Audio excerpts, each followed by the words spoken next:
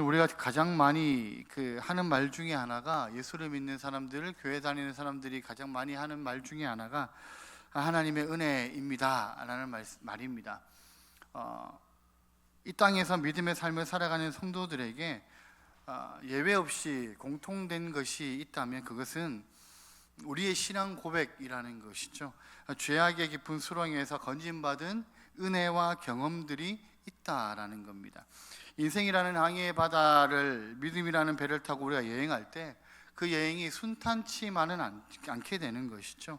때로는 슬픔도 있고 아픔도 있고, 때로는 어려움이라는 파도가 우리를 향하여 덮쳐오지만, 그리고 때로는 죄의 유혹이라는 태풍이 우리를 막을 때도 있지만, 그럴 때마다 우리가 믿음을 포기하지 않고 승리할 수 있는 것은, 그리고 지금까지 우리가 승리하여서 지금의 삶의 여정까지 올 수 있었던 것은 하나님이 우리에게 주시는 은혜 때문이라는 겁니다. 이것이 믿음의 삶을 살아가는 성도들의 공통점이라는 것이죠. 많은 신앙의 인물들이 그 은혜를 경험한 고백이 있습니다. 다윗은 10년 동안이나 사울 왕의 추적을 받으면서 이 하나님의 은혜를 찬양하고 고백하였고요. 야곱은 자신의 나그네 인생길을 돌이켜보면서 하나님의 은혜를 고백했습니다. 특별히 오늘 우리가 같이 살펴보고 있는 본문에 등장하는 사도 바울은 예수님을 핍박하며 살았던 자신의 옛 모습을 고백하면서 내가 지금 이렇게 살아갈 수 있는 것은 주님의 은혜 때문이다 라고 고백을 하고 있습니다. 오늘 저는 이 바울의 고백을 통하여서 우리에게 주시는 하나님의 놀라운 은혜를 우리가 살펴보고, 바울에게 주신 그 은혜를 통하여서 우리가 은혜 받는 시간이 되기를 바랍니다. 본문은 이 사도 바울의 진실하고도 겸손한 간증적인 고백입니다. 전문맥이라고 얘기할 수 있는 그 1장 3절부터 10절에서 바울은 지금껏 교회 안에 팽배해 있던 이단 사상을 엄히 경계시킵니다. 그러던 중에 바울은 이단 사상에 대비되는 영원한 복음에 대한 결과, 그 복음에 대한 감격과 더불어서 하나님께서 그 복음의 일꾼으로 자신을 선택하신 그 하나님께 감사와 찬양을 드리고 있는 모습을 보게 됩니다. 이 같은 감사와 찬송은 바로 자신이 과거에 얼마나 큰 죄인이었는지를 깨닫게 되는, 그리고 그 죄의식에 그 기반을 두고 있다라는 것이죠. 자신이 죄인임을 깊이 깨닫는 영혼만이 하나님의 은혜가 얼마나 큰지를 알 수가 있게 된다라는 겁니다. 그러면 바울은 어떤 큰 은혜를 하나님에게 입었는지, 그리고 바울이 고백하는 그 큰 은혜가 무엇인지를 우리가 말씀을 통하여서 보도록 하겠습니다. 사도 바울은 오늘 본문 12절 말씀에서요, 이렇게 얘기합니다. 12절 말씀을 같이 한번 읽겠습니다. 시작. 나를 능하게 하신 그리스도 예수 우리 주께 내가 감사함은 나를 충성되이 여겨 내게 직분을 맡기심이니, 이렇게 고백합니다. 그러니까 바울에게 주어진 첫 번째 은혜는 뭐냐 하면 능력을 주신 것과 직분을 맡겨주신 것이라는 것이죠. 그것이 하나님의 은혜였다라는 겁니다. 바울은 나를 능하게 하신 이가 예수 그리스도시다 라고 고백을 하고 있습니다. 인간적으로 볼 때는 바울은 모자라는 것 하나 없는 사람이라고 얘기할 수 있죠. 바울은 능력이 충분한 사람이었습니다. 그는 소아시아 남동쪽에 위치한 길리기아 지방의 다소 출신이었고요. 어릴 때부터 정통 유대교의 엄격한 신앙 훈련을 받았고요. 거기에다가 로마 시민권자였고요.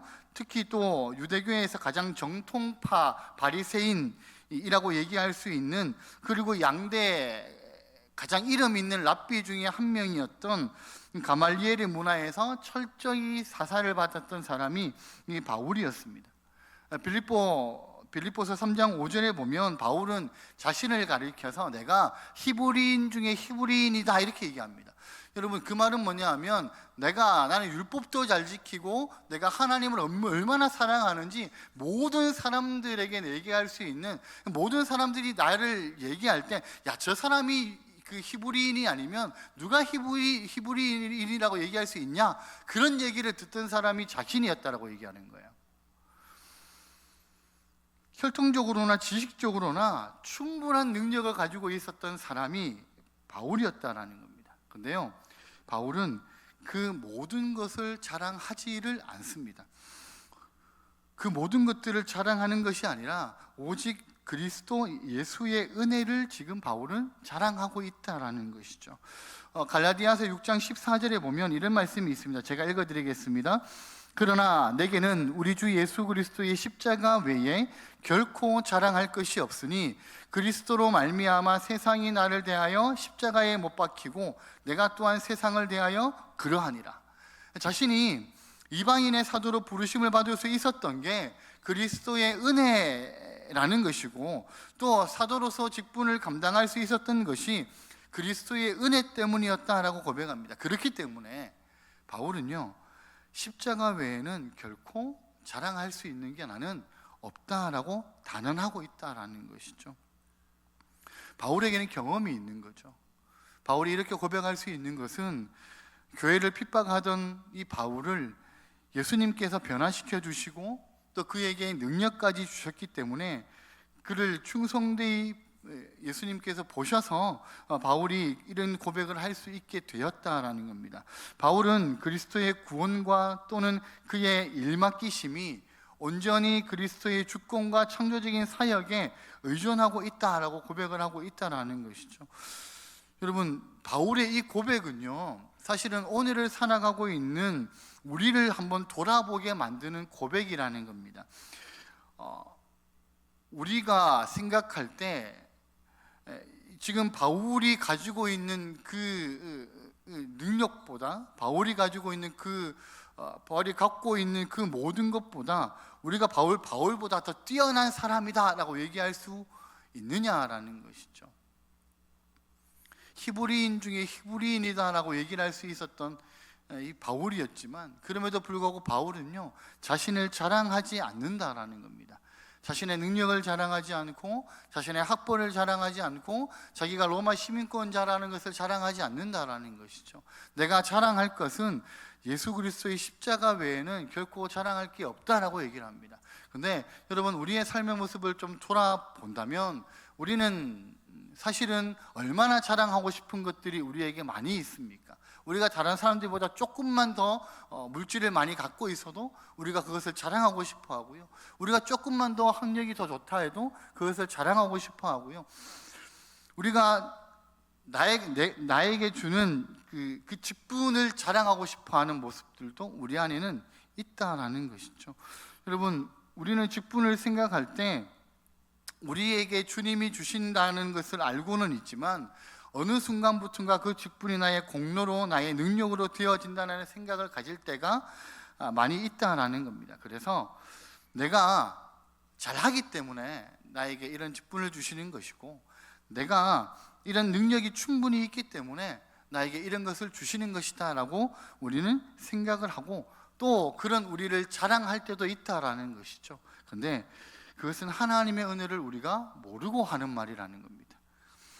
우리가 아무리 잘났으면 앞에서 말씀드렸듯이 바울보다 잘났겠습니까? 근데 바울도요, 아무런 공로가 없다라고 얘기를 하고, 내가 자랑할 것은 예수 그리스도의 십자가밖에 없다라고 고백을 하고 있다라는 것이죠. 모세가 이스라엘을 이끌고 이집트를 나올 수 있었던 것도, 그리고 느헤미야가 52일 만에 성벽을 재건할 수 있었던 것도 모두 하나님의 은혜 때문이라는 것이죠. 만약에요, 이 사람들이 자기 능력을 내세우고 그리고 자기의 리더십을 자랑했다면 아마 이 모든 것들은 실패가 되었을 겁니다. 그렇지만 모세와 느헤미야 모두가 자신의 능력이 아니라 하나님의 은혜임을 잘 알고 있었다라는 겁니다. 그래서 그들에게 맡겨진 직분을 잘 감당했기에 출애굽의 리더와 성벽을 재건하는 일의 리더가 될 수가 있었고, 그 일들을 성공적으로 마칠 수가 있게 되었다라는 것이죠. 모든 것이 하나님의 능력과 은혜 때문이라는 거죠. 여러분, 우리가 하나님 앞에 그런 고백으로 나아가는 사람들이 되었으면 좋겠습니다. 하나님, 나는 아무 공로가 없습니다. 하나님, 나는 아무 능력이 없습니다. 내가 자랑할 것은 오직 예수 그리스도의 십자가밖에는 없습니다. 바울이 고백했던 그 하나님의 은혜가 오늘을 살아가고 있는 우리의 은혜의 고백이 될 수 있기를 원합니다. 본문에 나타나는 우리를 향한 하나님의 두 번째 그리고 바울에게 주어진 은혜 두 번째는요, 죄인을 용서하시는 하나님의 은혜라는 것이죠. 바울은요 13절 말씀에 보면 예수님을 만나기 전에 자신의 모습이 비방자였고 박해자였고 폭행자였다고 고백을 합니다. 바울은 예수님을 인격적으로 만나기 전에는 예수님을 믿는 사람들을 잡으러 다니는데 가장 적극적인 사람이었습니다. 예수님을 저주하고 예수님을 믿는 사람들을 저주하고 그들을 잡아서 그들을 못 살게 구는, 그리고 교회를 말살하고자 하는 그런 박해자가 바로 바울이었다라는 것이죠. 그는 15절에서요 자기를 향해서 이렇게 고백합니다. 15절에 보면 내가 죄인 중에 괴수다 그렇게 얘기합니다. 내가 죄인 중에, 예수님을 핍박했던 죄인 중에 내가 수괴였다라고 얘기를 한다라는 것이죠. 이 한마디가 바울의 마음이 자신의 죄를 고백하는 얼마나 진실하게 고백하고 있는지를 우리는 알 수 있다는 겁니다. 자신은 도저히 용서받을 수 없는 그런 죄인인데 예수님께서 이 죄인을 구원하시려고 이 땅에 임하셨다라는 거죠. 그것을 바울은 15절에서 고백을 하더라는 겁니다. 바울은 지금 깊은 회개를 하고 있는 것이죠. 여러분, 우리 15절 말씀을요 같이 한번 읽어보겠습니다. 우리 성경을 보셔야 됩니다. 15절 말씀을 같이 한번 읽습니다. 시작. 미쁘다 모든 사람이 받을 만한 이 말이요 그리스도 예수께서 죄인을 구원하시려고 세상에 임하셨다 하였도다. 죄인 중에 내가 괴순이라. 나를 위하여서 예수님께서 이 땅 가운데 오셨다라는 겁니다. 다른 사람이 중요한 게 아니라 나를 위해서 예수님께서 이 땅 가운데 오셨다라는 거예요. 여러분, 우리는 모두가 죄인이잖아요. 예수 그리스도를 만나기 전에 우리의 모습은 사도 바울과 같은, 어쩌면 사도 바울보다 더 심한 그런 죄인의 모습이었다라는 겁니다. 하지만 예수님을 마음에 모시고 우리의 삶에 예수님을 주인으로 고백할 때 우리가 죄인이었다라는 모습은 사라지게 되고 천국 시민의 기쁨을 가지게 되었다라는 것이죠. 여러분, 제가 요즘에 이제 나이가 조금씩 들어가면서 갱년기가 왔는 것인지는 알 수 없지만 눈물이 많아졌습니다. 그래서 때로는 드라마를 보고 또 울기도 하고요. 때로는 약간 울컥한 장면들을 보면 좀 되게 흐느끼면서 울 때도 있습니다. 이 갱년기가 왔는지는 알 수 없지만 제가 잘 운다는 거죠. 근데요, 제가 곰곰하게 생각을 해보니까 제가 예수님을 생각하면서 울어봤던 적이 얼마나 있는지를 생각하게 되더라고요. 드라마를 보면서도 우는데 내가 왜 예수님이 내 죄를 용서하셨다라는 사실을 내가 믿으며 고백하며 왜 내가 거기에 감격하지를 못할까? 왜 내가 예수님이 나를 사랑하시는 그 사랑을 내가 고백하는데도 불구하고 왜 내가 거기에 감격하지 못할까? 여러분, 예수님께서 우리를 위해 이 땅에 오셨다라는 그 사실은 하나님이신 그분이 사람이 되신 사건이잖아요. 신이신 그분이 사람으로 이 땅에 내려오셨다라는 겁니다. 신학적으로는 그리스도의 비하라고 얘기를 하지만 사실은 있을 수 없는 일이 예수님을 통하여서 우리에게 하나님의 은혜로 주어졌다라는 것이죠. 그렇다면 사실은 그 은혜를 우리에게 부어주신 그것만 기억해도 눈물이 나야 되는데, 감격이 돼야 되는데 마음이 완악하여서 그런지 모르겠지만 그러지 못하는 모습들을 저는 발견하게 되더라는 것이죠. 근데 바울이요 그 고백을 하고 있는 겁니다. 자기가 죄인 중에 괴수라고 얘기할 수 있었던 자신을, 예수님을 믿는 사람들을 박해하고 그들을 핍박했던 자신을 예수님께서 자신을 구원하여 주셨던 그 기쁨, 그 감격이 있기 때문에 바울은 지금 그 고백을 하고 있는 것이죠. 그리고 여러분 14절의 모습에 보면 그 은혜를 바울이요 고백하는 장면이 나타나거든요. 14절 말씀을 같이 한번 읽겠습니다. 시작. 우리 주의 은혜가 그리스도 예수 안에 있는 믿음과 사랑과 함께 넘치도록 풍성하도다. 네, 바울이요 그게 고백을 하고 있는 거예요. 야, 근데 이런 죄 많은 나였는데, 이런 예수님을 핍박하던 나였는데, 근데 그리스도의 하나님의 은혜가 그리스도 예수 안에 있는 믿음과 사랑과 함께 넘치도록 지금 나에게 풍성해졌다라고 얘기하는 거죠. 이 고백은요 감격이 없으면 절대로 나올 수 없는 고백이라는 겁니다. 믿음과 사랑, 그것이 하나님이 나에게 주시는 은혜였다라는 거죠. 죄인인 나를 하나님께서 용서하시고 나를 사랑해 주셨다라는 그 고백이 지금 온전하게 지금 고백되어지는 은혜라는 겁니다. 여러분, 믿음은 바울의 신앙을 굳게 만들었고요, 사랑은 바울로 하여금 받은 사랑을 나누어 줄 수 있는 사람이 되게 만들었다라는 것이죠. 여러분, 바울이 이 고백하는 이 고백이 이 자신의 죄에 대한 그 회개의 고백이 오늘을 살아가고 있는 우리들에게도 다시 한번 고백되어지는 은혜가 있기를 원합니다. 러시아의 대문호였던 톨스토이의 참회록에 나오는 이야기인데요, 톨스토이의 참회록은 톨스토이가 자기가 살아왔던 시간들을 돌아보면서 내가 정말 제대로 살아가지 못했구나, 그러면서 다시 자기가 신앙으로 돌아오게 된 그 이야기를 하고 있는 게 참회록이거든요. 이 참회록에 보면 이런 이야기가 나옵니다. 어떤 사람이 길을 가다가 아주 무서운 사자를 만났습니다. 그러면 나 살려라 그러면서 이제 정신없이 도망을 가다가 물이 없는 깊은 우물에 빠지게 됐습니다. 다행히 우물 벽에서 자라고 있는 나뭇가지 하나를 이 떨어지는 사람이 잡아서 바닥에는 떨어지지 않았거든요.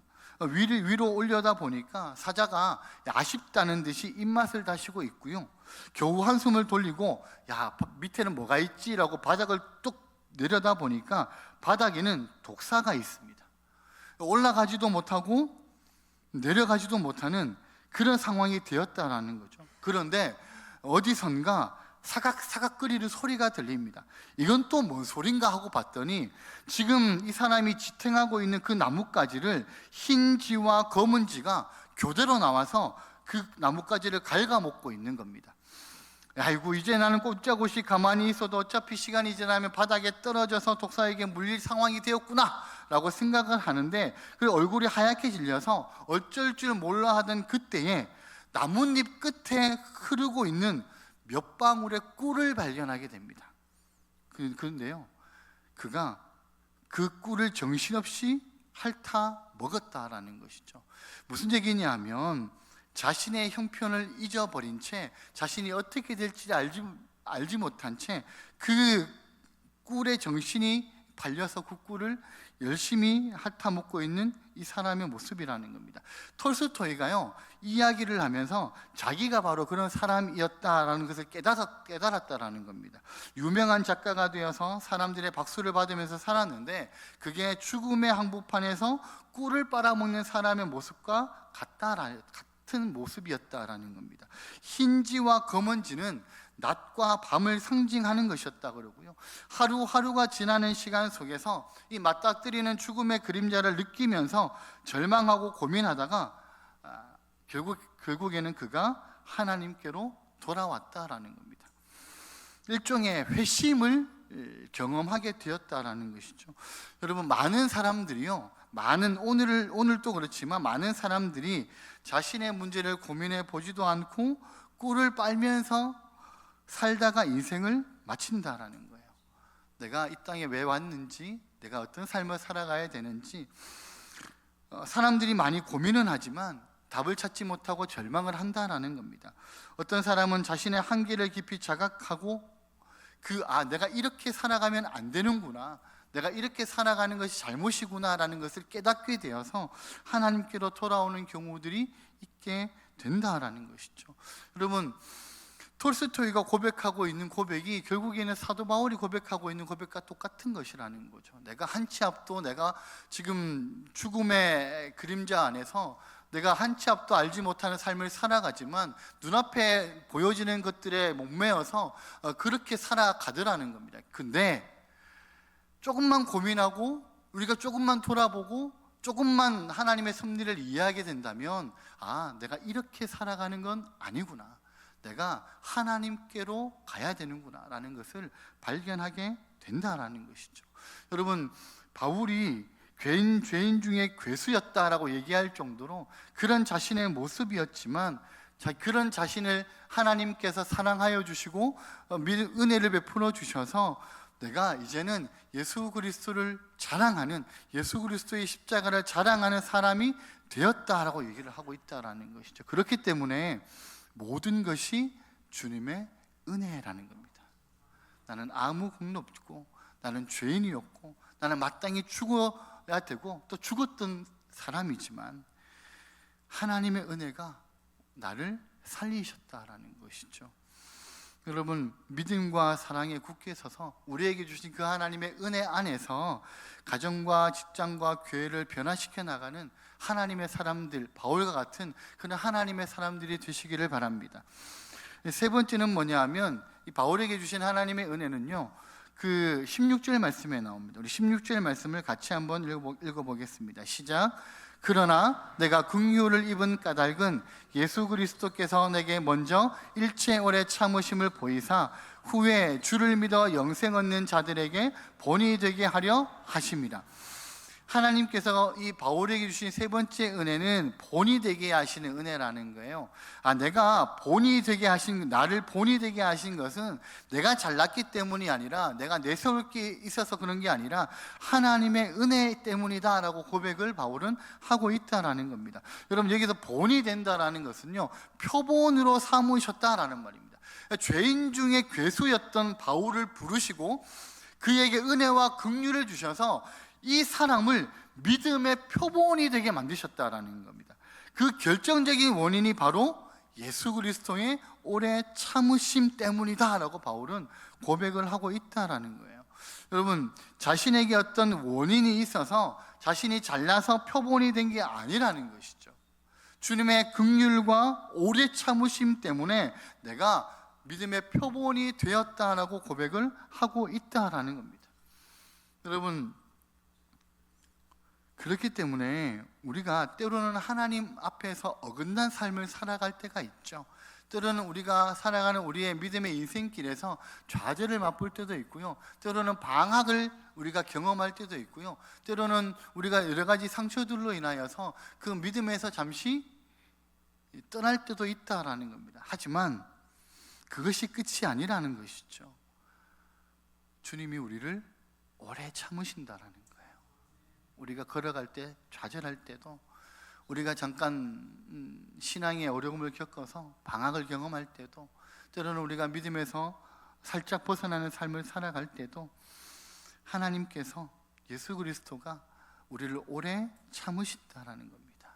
그 모델이 바울이라는 것이죠. 여러분, 그렇기 때문에 우리는 이 믿음의 길을 온전히 하나님 앞에서 때로는 살아갈 때 우리에게 여러 가지의 힘든 부분이 찾아온다 할지라도 좌절할 수 없는 것은요, 하나님의 은혜가 우리에게 지금도 주어지고 있기 때문이라는 것입니다. 여러분, 사도 바울은 고린도전서 15장 10절에서 이렇게 말씀하거든요. 15장 10절 말씀을 같이 한번 읽겠습니다. 시작. 내가 나된 것은 하나님의 은혜로 된 것이니 내게 주신 그의 은혜가 헛되지 아니하여 내가 모든 사도보다 더 많이 수고하였으나 내가 한 것이 아니요 오직 나와 함께 하신 하나님의 은혜로라. 이렇게 고백합니다. 자신이 이방인의 사도로 부르심을 받고 내가 그 사명을 감당할 수 있었던 것도, 그리고 내가 다른 사도보다 더 많이 수고할 수 있었던 것도 하나님의 은혜 때문이다라는 것이죠. 주님의 그러니까 주님께서 인내해 주시고 긍휼로 소망을 주셨기 때문이라는 겁니다. 여러분,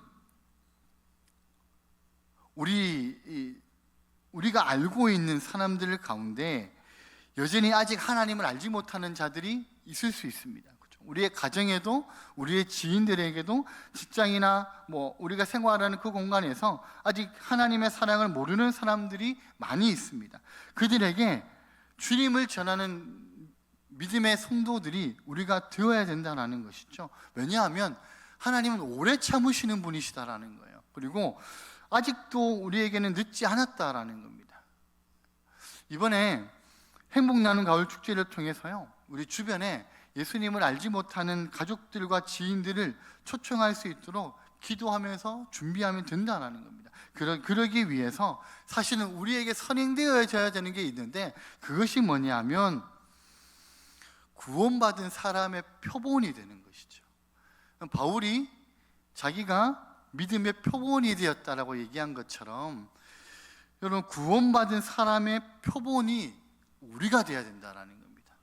여러분, 내가 표본이 되지 못하는데, 내가 구원받은 사람, 내가 예수를 믿는 사람, 내가 신실한 하나님의 사람의 표본이 되지를 못하는데, 주변에 우리 하나님을 알지 못하는 내 주변에 있는 사람들이 예수를 믿고 싶어 하는 마음이 생길 수는 없다라는 것이죠. 그렇기 때문에 우리의 모습을 통하여서 하나님의 살아계심이 그들에게 보여져야 된다는 겁니다. 맨날 불평하고 맨날 불만하고, 아이고 내가 이렇게 서러운 세상, 내가 이렇게 살아서 뭐 하겠노? 그런 얘기하면요, 야, 저 사람이 믿는 하나님은 힘 하나도 없는 하나님인가 보다, 이렇게 생각한다라는 것이죠. 때로는 힘들고 어렵다 할지라도 우리에게 하나님의 그 은혜를 바라보고 하나님이 주실 그 힘을 바라보고 우리가 그것을 이기며 살아가는 믿음의 모습을 보여야 된다라는 겁니다. 그렇게 될 때 우리 주변에서, 여러분, 사람들이 우리를 안 보는 것 같지만 우리가 꼭 뭔가 잘못하면 콕 집어서 얘기하더라고요. 특히 예수 믿는 사람들이 뭔가를 잘못하면 사람들은 그걸 더 열심히 얘기하더라고요. 무슨 말입니까? 안 보는 것 같지만 세상은 우리를 주목하고 있다라는 겁니다. 왜냐하면 하나님의 말씀 그리고 예수 그리스도의 복음이 이 세상의 해답이 될 수 있기 때문입니다. 근데 그 해답을 살아가야 되는 우리가 그 해답이 없는 것처럼 살아가게 되면 우리 주변에 있는 사람들도요, 야, 저 사람이 살아가는 거 보니까 답이 없네, 그러면 하나님도 답이 안 되는갑다, 그렇게 생각한다라는 것이죠. 근데 우리가 믿는 하나님이 그렇게 시원찮은 하나님이 아니지 않습니까? 우리를 구원하여 주신 예수 그리스도가 그렇게 형편없으신 예수 그리스도가 아니지 않습니까?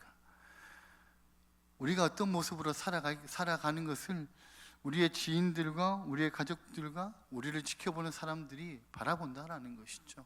우리가 답이 되는 인생을 살아갈 때 그때 그들이, 아, 저 사람의 인생이 답이 되는 인생이구나, 그렇다면 저 사람이 믿는 하나님, 저 사람이 고백하는 예수 그리스도 내가 한번 믿어봐야지, 내가 한번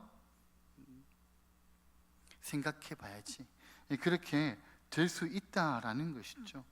여러분, 바울의 모습이 그런 모습이었다라는 거예요. 괴수 중에 수장 같은 자기였지만 예수 그리스도의 놀라운 은혜로 말미암아 죄용 사함을 받고 이제는 은혜와 긍휼 안에서 많은 사도들보다 더 열심히 하나님의 일들을 감당하는 그런 믿음의 표본으로 나를 삼으셔서, 야, 하나님이 정말 살아계신 하나님이시구나라는 것을 이 바울을 통하여서 하나님은 보여지게 만드셨다라는 겁니다. 근데 그 모습이 오늘을 살아가고 있는, 그리고 행복 나눔 가을 축제를 준비하고 있는 우리들에게도 나타나야 되는 모습이라는 것이죠. 저는 이 자리에 함께 하시는 우리 성도님들의 모습이 그런 믿음의 삶을 살아가시는 성도님들의 삶이 되시기를 바랍니다. 예수 믿는 사람들의 선한 영향력을 나타낼 수 있는 그런 믿음의 삶을 살아가시는 우리 성도님들의 삶이 되셨으면 좋겠습니다.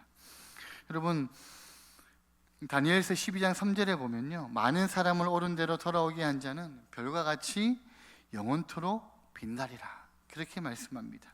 많은 잃어버린 양들을 주님께로 돌아오게 하는 믿음의 본이 되는 삶을 살아가게 될 때, 그때 놀라운 하나님의 은혜를 우리는 또 또 한 번 경험하게 될 것이다라는 것이죠.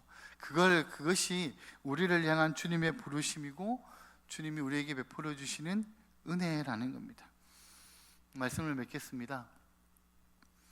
오늘 말씀을 통하여서요, 하나님은 우리에게 세 가지 은혜를 알게 하셨습니다. 그것은 부족한 우리에게 능력과 직분의 은혜를 주신 것이고, 또 죄인된 우리를 구원해 주신 것이고, 또 우리로 믿음의 본으로서 이 땅에서 살아갈 수 있게 하신 은혜라는 것이죠. 바울에게 주신 그 은혜가 오늘을 살아가고 있는, 그리고 이 땅에서의 믿음의 삶을 살아가고 있는 우리 모두에게 주어지는 은혜임을 고백할 수 있기를 소망합니다. 이것이 우리에게 주시는 하나님의 전적인 은혜라는 것이죠. 주님이 주시는 믿음에 굳게 서서 이 주님의 은혜를 온전하게 나타내어서 우리를 통하여서 하나님의 놀라운 열매를 맺어가시는 그런 이 자리에 함께 하시는 모든 성도님들의 삶이 되시기를 예수님의 이름으로 축복합니다.